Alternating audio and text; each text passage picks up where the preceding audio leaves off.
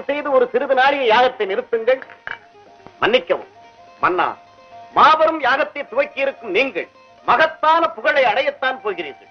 இருப்பினும் குறைவின்றி அது நிறைவு பெற வேண்டும் என்பது என் ஆவல். அமைச்சரை, இந்த தட்சன் நடத்தும் யாகத்தில் எவருக்கும் எக்குறையும் இருக்காது, இருக்கவும் கூடாது. அப்படி இருந்தாலும் அதை என்னால் மன்னிக்கவும் முடியாது. அப்படியானால் தங்கள் மகளையும் ஈஸ்வரனையும் அழைக்காமல் இந்த யாகத்தை துவக்குவது உண்டாக்குகிறேன். எனக்கு எவரை அழைத்தாலும் அந்த ஈசனை மட்டும் அழைப்பதாக இல்லை. எனக்கு தெரியாமல் அவனை மணந்த தாட்சாயணியை என் மகளாக கருதப் போவதும் இல்லை. மருகன் என்ற முறையில் அழைக்காவிட்டாலும் மகேஸ்வரன் என்ற வகையில் அவருக்கு அளிக்க வேண்டிய அவிர்வாகத்தையாவது கொடுத்துவிட்டு துவைக்கினால்தானே யாகத்திற்கு பூர்ண பலன் கிடைக்கும். இளனை, பலனை பற்றிய கவலை எனக்கு இல்லை. பலனை அழைக்காமல் இந்த தட்சன் ஒருவன் தான் யாகத்தை நடத்தினான் என்று பலர் சொல்லி கேட்க வேண்டும். அத்துடன் பழிக்கு படி தீர்க்க வேண்டும். எப்படி என்னை ஒதுக்கிவிட்டு என் மகளை திருமணம் செய்து கொண்டானோ அதே போல் அவனை ஒதுக்கிவிட்டு நான் யாகத்தை முடிப்பதுதான் அவனுக்கு அளிக்கும் தக்க தண்டனை. நடத்துங்கள் யாகத்தை. நிறுத்துங்கள் யாகத்தை. யாரது?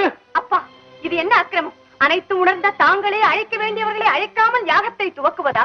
என்னை மதிப்பவர்களை நான் அழைத்து விட்டேன். பழிக்க தவறியவர்களை எதிர்க்கவும் துணிந்து விட்டேன். வேண்டாமப்பா இந்த விபரீத எண்ணம்.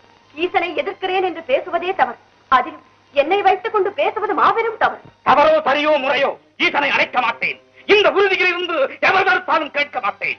அப்பா, ஆத்திரத்தில் அறிவிழக்காதீர்கள். மாமன் வீட்டில் மாபெரும் விழா நடக்கும் சமயம் மருமகன் இல்லாமல் இருப்பது தவறென்று உங்களுக்கு படவில்லை? மருமகன் யாரவன்? அப்பா, அந்த ஈசன் எனக்கு மருமகன் அல்ல, நீ எனக்கு மகன் அல்ல. சென்றுவிடு. திரும்பி செல்லத்தான் வந்தேனே தவிர உங்கள் இல்லத்தில் நிரந்தரமாக இருக்க வரவில்லை. அத்துடன் தகாத முறையில் சென்று அழிவுக்கு வழி தேடிக்கொண்டான் தட்சன் என்ற தவறான பெயரை எடுத்து விட வேண்டாம் என்று தடுத்து சொல்லவே நான் வந்தேன். நீ யார் என்னை தடுக்க? உம்மையும் இந்த உலகையும் கட்டி காக்கும் ஈசனின் மனைவி. ஈசன் இறந்தவர்களின் சடலத்தை எரித்த சாம்பலை உடலெங்கும் பூசிக்கொள்ளும் பித்தன், பேய்கள் நடமாடும் சுடுகாட்டை கட்டி காக்கும் சடையன். அந்த இடுகாட்டு தலைவனின் மனைவியை எதிர்கொண்டு அழைக்க இங்கு யாரும் விரும்பவில்லை. போய்விடு. போக மாட்டேன். தட்சனே, உன் மகள் செத்து விட்டாள். பரமன் மனைவி என்ற முறையில் உரிமையோடு கேட்கிறேன். அவருக்கு சேர வேண்டிய அவிர்வாகத்தை கொடுத்துவிட்டு பின் யாகத்தை துவக்கு. அவிர்வாகமா? ஈசனுக்கா? நான் தரவா? இந்த தட்சன் உலகத்தில் வாழும் முறை பரமனுக்கு எப்பாகத்திலும் பங்கில்லை. அவிர்வாகத்தை தர மறுத்தால் உன் யாகமும் நடக்கப் போவதில்லை. மதிகட்டவனே, என் பெயர் சொல்லி அழைக்கவனுக்கு உரிமை இல்லை. நான் உனக்கு மகளும் அல்ல, நீ எனக்கு தந்தையும் அல்ல. உன் யாகம் அழியட்டும், உனது ஆணவம் ஒழியட்டும். ஆண்டவனை மதிக்க தவறியவர்க்கெல்லாம் உனது சரித்திரம் ஒரு பாடமாக அமையட்டும். உனது அறிவு, நீ பெற்ற வரங்கள் அனைத்தும் தொலைந்து போகட்டும். உன் அகந்தைக்கு தக்க தண்டனை கிடைக்கட்டும். தக்க தண்டனை கிடைக்கட்டும். தக்க தண்டனை கிடைக்கட்டும். சுவாமி, இறைவா, பிரபு, பரம்பொருளே. எங்கு வந்தாய்? எதற்காக வந்தாய்? எந்த முகத்தோடு என்னை பார்க்க வந்தாய்? ஐயனே, என்னை மன்னித்து விடுங்கள். பெண் புத்தி பின் புத்தி என்ற சொல்லுக்கு இலக்கணம் கண்டுவிட்டேன். பாசத்திற்காக சென்று பலனை அனுபவித்து விட்டேன். போதும், நான் பட்டது அனைத்தும் மறந்து அடியாரை ஏற்றுக்கொள்ளுங்கள். உன்னை இனி நான் ஏற்றுக்கொள்வதா? யார் நீ? நான் யார் என்பதை கூடவா மறந்து விட்டீர்கள்? நினைத்தாலும் நினைவிற்கு வரவில்லை. உங்களையே சதம் என்று நம்பி வந்திருக்கும் என்னை சோதித்து விடாதீர்கள். ஏற்றுக்கொள்ளுங்கள். என் சொல்லை மீறி என் வாயிற்படியை கடந்த போதே என் மனைவி இறந்து விட்டாள்.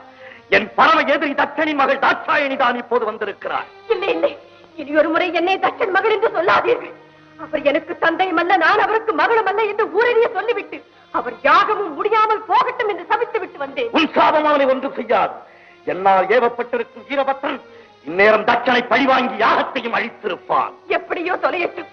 என்னை பொறுத்தவரை தவறை உணர்ந்து விட்டேன். மன்னித்தேன் என்று ஒரு வார்த்தை சொல்லுங்கள். மனதால், வாக்கால், காயத்தால், முக்காலும் உனக்கு மன்னிப்பே கிடையாது. போக மாட்டேன். உயிரை விட்டாலும் உங்கள் திருவடிகளில் விடுவேனே தவிர இந்த இடத்தை விட்டு ஒரு கணமும் என்னால் பிரிந்திருக்க முடியாது. கிடையாது. என்னோடு சேர்ந்து வாழும் பாக்கியம் இனி உனக்கு கிடையாது. சுவாமி, சோதித்தது போதும்.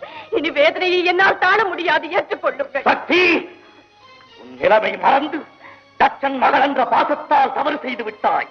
இதற்கு தக்க தண்டனை நீ என்னை பிரிந்திருக்க வேண்டியது. தவறு செய்வது மனித இனம், மன்னிப்பது தெய்வீக குணம் என்று உலகிற்கே உபதேசம் செய்த தாங்களா இப்படி பேசுகிறீர்கள்? உன் தவறுக்கு மன்னிப்பே கிடையாது. போ. அப்படி முடிவு கட்டி விடாதீர்கள். என்னை பிரிந்து தனிமையில் இருக்க வேண்டாம். உன் துணை இனி எனக்கு தேவையில்லை. உலகில் இனி நாமே தனித்து இயங்கிக் கொள்வோம். உறுதியாகத்தான் சொல்கிறீர்களா? இறுதியாகவும் சொல்லுகிறேன். எங்கே என்னை பார்த்து இனி ஒரு முறை சொல்லுங்கள். உன் முகத்தை பார்க்கவும் தயாராயில்லை. ஈசனே, என் துணையின்றி உம்மால் ஒரு காலம் தனித்து இயங்க முடியாது என்பதை நன்றாக நினைவில் வைத்துக் கொள்ளும். சக்தி ஆணவத்தால் அழியாதே, சர்வம் சிவமயம். சப்த ரிஷிகள், பூதகணங்கள் மற்றும் உங்கள் சகாக்கள் அனைவரையும் அழைத்து கேளுங்கள். சக்தி இல்லையே சிவம் இல்லை என்று தக்க பதில் கூறுவார்கள். தகாத வார்த்தைகள் பேசாதே. சிவம் தான் உலகில் சிறந்தது. இல்லை, சக்திதான் உலகில் உயர்ந்தவள். சிவம் இல்லையே சக்தி இல்லை. சக்தி இல்லையே சிவம் இல்லை. சிவம் தான் பெரிது, சக்திதான் பெரிது. ஆணுக்கு பெண் அடிமை. அந்த ஆணையும் பெற்றுத் தருவது பெண்மை. நீ இன்றி நான் உண்டு, நான் இன்றி நீர் இல்லை. மாயா.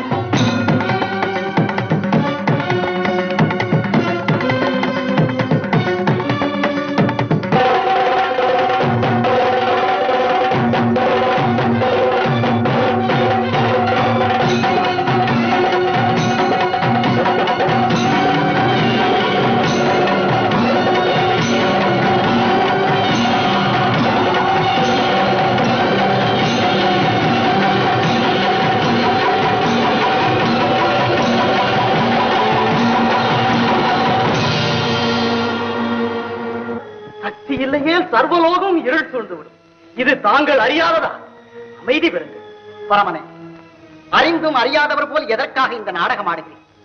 சக்தி இல்லையேல் சிவம் இல்லை, சிவம் இல்லையேல் சக்தி இல்லை. இருவரும் சேர்ந்திருப்பதுதானே உலகம். சினம் தணிந்து உமையவளை உயிர் வரச் செய்து சிவசக்தி சமேதராய் காட்சியளி.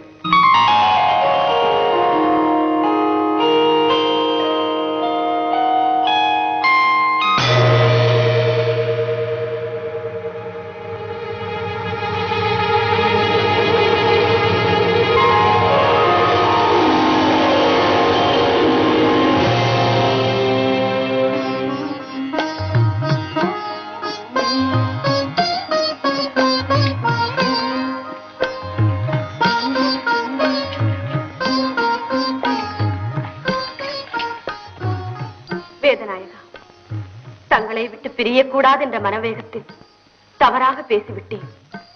என்னை மன்னியுங்கள். சக்தி, கணவனுக்கு மனைவி கட்டுப்பட்டவள் என்பதை எடுத்துக்காட்ட இந்த சம்பவம் பெண்களுக்கு ஒரு பாடமாக அமையட்டும். ஆணும் பெண்ணும் சேர்ந்ததுதான் உலகம் என்பதை எல்லோரும் அறிய என் உடலில் சரிபாதியை உனக்கு தருகிறேன்.